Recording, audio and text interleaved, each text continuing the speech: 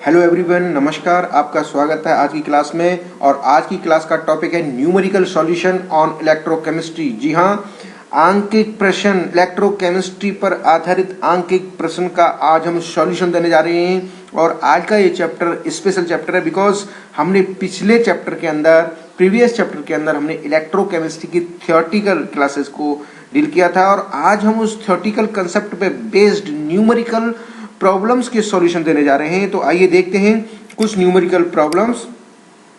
But numerical problems को start करने से पहले हम चाहेंगे कि जो थियोरेटिकल कंसेप्ट जो हमने प्रीवियस लेक्चर के अंदर डिस्कस किए थे उन पर हम एक सरसरी नजर डाल लेते हैं, ताकि हमारा कंसेप्ट है वो दोबारा से हमारे पिक्चर बन जाए दिमाग में, और हम उन फॉर्मूला और उन कंसेप्ट को यहाँ पर न्यूमेरिकल प्रॉब्लम को सॉल्व करने में उपयोग कर सकें। जी हाँ, आइए। विद्युत अपघट्य। जी हाँ, विद्युत अपघट्य, इलेक्ट्रोलाइट किसको कहते हैं? वे पदार्थ जो जल में घुलकर अपने आयनों में अपघटित हो जाते हैं तथा विद्युत का प्रवाह करते हैं, विद्युत अपघट्य कहलाते हैं। जी हाँ, इन्हें इलेक्ट्रोलाइट कहते हैं। और इलेक्ट्रोलाइट दो प्रकार के हो सकते हैं, वीक इलेक्ट्रोलाइट यानी कि दुर्बल विद्युत अपघट्य, और स्ट्रॉन्ग इलेक्ट्रोलाइट या प्रबल विद्युत अपघट्य। जी हाँ, प्रबल विद्युत अपघट्य उन पदार्थों को कहते हैं, उन विद्युत अपघट्यों को कहते हैं जो कि जलीय विलयन में या अपनी पिघली हुई अवस्था में अधिकतम मात्रा में विलयन में आयन मुक्त करते हैं, आयन में टूट जाते हैं, और वो पदार्थ कहलाते हैं प्रबल विद्युत अपघट्य। जैसे कि सभी अम्ल, क्षार और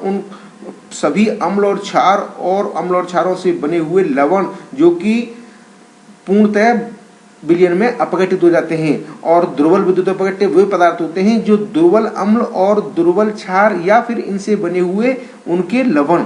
जी हाँ, आयनन किसी विद्युत अपघट्य को जल में घोलने पर विपरीत आवेशित धनायन और ऋणायनों में वियोजित हो जाना आयनन कहलाता है। आयनन की मात्रा, या इसे अल्फा से व्यक्त करें तो विद्युत अपघट्य की संपूर्ण मात्रा का वह अंश या वह भाग जो आयनित हो जाता है, आयनन की मात्रा कहलाती है। आयनन की मात्रा को यदि हम अल्फा से व्यक्त करें तो अल्फा इक्वल टू होता है आयनन की अवस्था में या आयनित अवस्था में Av के ग्राम मोल अपॉन आयनन से पूर्व Av के कुल ग्राम मोल्स। यहाँ Av विद्युत अपघट्य के रूप में लिया गया है। वियोजन की मात्रा यानी आयनन की मात्रा अल्फा जो होती है वो अंडर रूट Ka या KH अपॉन C। यहाँ Ka या KH है आयनन वियोजन स्थिरांक, और ये C है वो है ग्राम प्रति लीटर में सांद्रता, या फिर अल्फा को हम कह सकते हैं कि अंडर रूट Ka या KH मल्टीप्लाई C। यहाँ ये C नहीं है, V है वॉल्यूम, और यहाँ ये C कंसंट्रेशन है, यहाँ पर C वॉल्यूम है। जी हाँ, अतः विद्युत अपघट्य के वियोजन की मात्रा तनुता के वर्गमूल के समानुपाती तथा सांद्रता के वर्गमूल के व्युत्क्रमानुपाती होती है। जल अपघटन, किसी पदार्थ की जल के साथ होने वाली रासायनिक क्रियाएं जल अपघटन कहलाती हैं। जी हाँ, यदि किसी पदार्थ को हम जल में घोलते हैं तो वो जो रासायनिक क्रिया करता है, अर्थात जल के साथ क्रिया करके वो विपरीत आवेशित कणों में टूट जाता है या जल अपघटित हो जाता है, तो इस प्रक्रिया को जल अपघटन कहते हैं। जल अपघटन की मात्रा को यदि हम H से व्यक्त करें तो किसी लवण के एक मोल को जल में घोलने पर उसका जितना भाग अपघटित होकर संगत अम्ल और क्षार बनाता है, जल अपघटन की मात्रा H कहलाती है। जल अपघटन की मात्रा को H से व्यक्त करें तो H इक्वल टू जल अपघटित हुए मोलों की संख्या और प्रारंभ में लिए गए कुल मोलों की संख्या। जी हाँ, जल अपघटन की मात्रा H इक्वल टू होती है under root KH upon V अथवा KH मल्टीप्लाई V अथवा under root KH upon C। अर्थात यहाँ पर V वॉल्यूम है और C उसका कॉन्सेंट्रेशन है। अतः जल अपघटन की मात्रा तनुता के वर्गमूल के समानुपाती तथा सांद्रता के वर्गमूल के व्युत्क्रमानुपाती होती है। जी हाँ, pH है नेक्स्ट कंसेप्ट। pH किसी विलयन में उपस्थित हाइड्रोजन आयनों की सांद्रता के लघुगणक का ऋणात्मक मान pH कहलाता है, और pH इक्वल टू होता है negative log of H ion concentration. जी हाँ, H आयन कंसंट्रेशन ये मोलर कंसंट्रेशन है। जल का आयनिक गुणनफल Kw, जिसे हम Kw से व्यक्त करते हैं, Kw इक्वल टू होता है हाइड्रोजन आयन की सांद्रता मल्टीप्लाई OH आयन की सांद्रता। यह सदैव स्थिर रहता है। इसका मान 10 की पावर -14 घात होता है, जो Kw equal to H ion concentration multiply OH ion concentration is equal to 10 की पावर घात 14। उभय प्रतिरोधी विलयन या बफर विलयन ये वो विलयन होते हैं जो पीएच में परिवर्तन का विरोध करते हैं, अर्थात जिनमें प्रबल अम्ल अथवा प्रबल क्षार की कुल मात्रा मिलाने पर उनकी पीएच में कोई परिवर्तन नहीं होता, उभय प्रतिरोधी बफर विलयन कहलाते हैं। बफर विलयन दो प्रकार के होते हैं, सरल बफर विलयन और मिश्रित बफर विलयन। विद्युत अपघट्य यानी किसी पदार्थ की गलित अवस्था या उसके जलीय विलयन में विद्युत प्रवाहित करने पर उसका अपघटन हो जाना, यह विद्युत अपघटन की क्रिया कहलाती है। जी हाँ, यानी कि किसी पदार्थ का गलित अवस्था में या उसके जलीय विलयन में विद्युत धारा प्रवाहित करने पर उसका विपरीत भाग आवेशित कणों में टूट जाना विद्युत अपघटन की क्रिया कहलाती है। फैराडे के नियम, जहां विद्युत अपघटन की बात आती है तो फैराडे के नियम महत्वपूर्ण हो जाते हैं। ये दो होते हैं।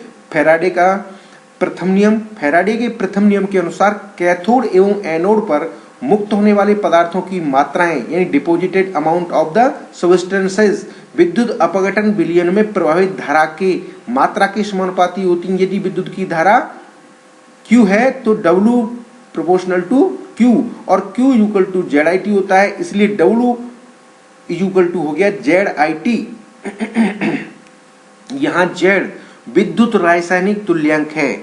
जी हाँ, ये कांस्टेंट है, यानी कि हमने कहा था deposited amount W directly proportional to Q equal to IT होता है, और इस प्रोपोर्शनलिटी को हटा करके हमने Z कांस्टेंट को लगा दिया है। Z विद्युत रासायनिक तुल्यांक होता है, इसलिए W इक्वल टू हो गया ZIT।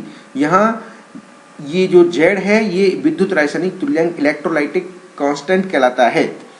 फैराडे का द्वितीय नियम, जब विद्युत धारा की समान मात्रा विभिन्न विद्युत अपघट्यों में प्रभावित की जाती है तो इलेक्ट्रॉनों पर मुक्त होने वाली विभिन्न पदार्थों की मात्राएं, उनकी मात्राएं W उनके इलेक्ट्रोकेमिकल इक्विवेलेंट यानी कि रासायनिक तुल्यांकों के इलेक्ट्रोकेमिकल इक्विवेलेंट के समानुपाती होते हैं। जी हाँ, W directly proportional to E।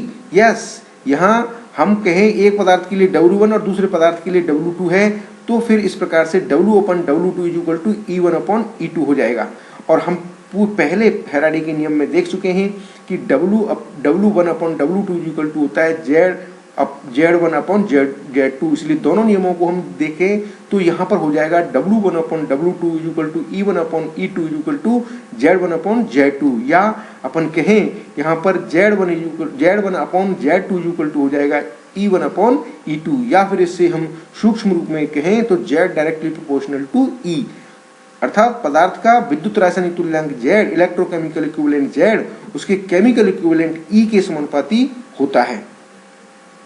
तो इस प्रकार से हमने डिफरेंट कॉन्सेप्ट जो कि इलेक्ट्रोकेमिस्ट्री चैप्टर के अंदर हमने प्रीवियस लेक्चरों में हमने समझाने की कोशिश की है, उनको यहाँ पर हमने एक नजर डाली थी ताकि आने वाले न्यूमेरिकल क्वेश्चंस को हम बड़ी आसानी से सॉल्व कर सकें और यथा आवश्यक जगहों पर हम फॉर्मूले को काम में ले सकें। जी हाँ, पहला न्यूमेरिकल क्वेश्चन है, देखते हैं उसको। यदि किसी तापक्रम पर जल का आयनिक गुणनफल 1.4 मल्टीप्लाई 10 की पावर -14 है तो उसका पीएच कितना होगा। जी हाँ, पीएच का हम फॉर्मूला जानते हैं, और सबसे पहले क्योंकि यहाँ पर क्या क्या दिया हुआ है यानी कि आयनिक गुणनफल KW दिया हुआ है, तो KW इक्वल टू हम जानते हैं कि H की कंसंट्रेशन मल्टीप्लाइड OH की कंसंट्रेशन, या फिर हम जानते हैं H concentration is equal to OH concentration, इसलिए KW इज इक्वल टू हो जाएगा H की कंसंट्रेशन स्क्वायर। यस, तो यहाँ पर H concentration multiply OH concentration is equal to KW, परंतु H concentration is equal to OH concentration, इसलिए H concentration is equal to OH, H concentration square is equal to OH concentration square is equal to KW, और KW की value 1.4 into 10⁻14 है, इसलिए H की value आ जाएगी under root value of KW। Yes, यहाँ under root of value of KW, और H को हम pH में कन्वर्ट करते हैं तो negative log of H ion concentration is called pH, that is why pH is equal to होगा negative log of H ion concentration, that is under root of 1.4 into 10⁻14। इस value का हम negative log लेंगे, तो इस प्रकार से हम इस वैल्यू को पुट अप करेंगे और फिर आगे सॉल्व करते हैं तो ये 8 आगे आ जाएगा और माइनस इस प्रकार से आने के बाद इस वैल्यू को सॉल्व करने पर इस प्रकार और इसको सॉल्व करने पर नेक्स्ट वैल्यू ये प्राप्त होती है और यही वैल्यू क्या कहलाती है, पीएच। जी हाँ, दिस इज द पीएच। तो हमने यहाँ निकाला कि यदि किसी तापक्रम पर जल का आयनिक गुणनफल इतना है तो उसका पीएच कितना होगा, उसका पीएच इज इक्वल टू 6.927 होगा। अब दूसरी न्यूमेरिकल प्रॉब्लम है, तो यहाँ पर ये numerical problem base the KW is equal to H ion concentration multiply OH ion concentration based formula पर। यदि हमें ये फार्मूला पता है तो हम इसको आसानी से सॉल्व कर पाएंगे। दूसरा है 0.1 m मोलरिटी HCl में OH सांद्रता क्या है। जी हाँ, कंसंट्रेशन OH निकालना है और ये इसकी मोलरिटी दी हुई है, तो मोलरिटी H दी हुई है तो इसकी HN कंसंट्रेशन निकल जाएगी और OH आयन कंसंट्रेशन पता करना है तो हमें इसमें दो फार्मूले निकालने, पीएच का फार्मूला और KW वाला H आयन कंसंट्रेशन वाला फार्मूला। तो हम जानते हैं कि H आयन कंसंट्रेशन इस सॉल्यूशन के लिए क्या है, 0.1 m। जी हाँ, 0.1 m है। यहाँ पर वैल्यू हमने गलत लिख ली है, 0.01 है, तो यहाँ पर H आयन कंसंट्रेशन हो जाएगी 0.01 m इक्वल टू 10⁻² m। अब यहाँ पर इसकी OH आयन कंसंट्रेशन क्या होगी, OH ion concentration equal to हमने उसी फॉर्मूला ऊपर वाले से लिया है, क्या लिया है कि KW equal to H ion concentration multiply OH ion concentration, इसलिए OH ion concentration equal to हो जाएगा KW upon value of KW upon H ion concentration, और H आयन कंसंट्रेशन यहाँ दिया हुआ है तो इसलिए ये H आयन कंसंट्रेशन है 10⁻², ये -2 है 10⁻², और ये सॉल्यूशन होकर के आएगी, यहाँ सॉल्यूशन इक्वल का मार्क है, इक्वल का साइन है, तो सॉल्यूशन होकर के आएगी 10⁻12। जी हाँ, मोल पर लीटर, ये OH आयन कंसंट्रेशन आ जाएगी 10⁻12 मोल पर लीटर। जी हाँ, अब देखते हैं नेक्स्ट एक्सरसाइज है जिसमें बताया गया है कि 1 × 10⁻³ m NaOH विलयन में H आयन सांद्रता क्या है। जी हाँ, H आयन की सांद्रता NaOH के सॉल्यूशन का पता करना है, तो ये बिल्कुल ऊपर जैसी प्रॉब्लम है लेकिन इसमें बेस के लिए इस्तेमाल किया गया। तो इसमें दो फॉर्मूले आएंगे, एक तो आएगा KW वाला और एक आएगा POH वाला। जी हाँ, POH इक्वल टू होता है negative log of OH ion concentration, इसलिए OH आयन की कंसंट्रेशन है 10⁻³ इसलिए यहाँ पर OH आयन की कंसंट्रेशन हमें निकालना है, H आयन की कंसंट्रेशन निकालना है, तो H आयन की कंसंट्रेशन हो जाएगा KW upon OH ion concentration. OH ion concentration यहाँ 10⁻³ है तो -3 इसमें से जाएंगे तो इक्वल टू हो जाएगा 10⁻11 मोल पर लीटर। जी हाँ, ये हमें प्राप्त हो जाती है OH आयन की कंसंट्रेशन 10⁻11 मोल पर लीटर। तो इस प्रकार से हमने आज इस इलेक्ट्रोकेमिस्ट्री में pH और H और OH आयन कंसंट्रेशन कैलकुलेशन का हमने विस्तार से न्यूमेरिकल क्वेश्चन को सॉल्व किया है। और इसके साथ ही हम आपको थैंक यू कहने से पहले याद दिलाएंगे कि if you want to see my previous lectures, then you please like and subscribe my YouTube channel, that's name is Dr. Veerpal Singh. And if you want any information about my next coming lectures, please press bell icon so you can get the all information about my coming lectures. Thank you very much.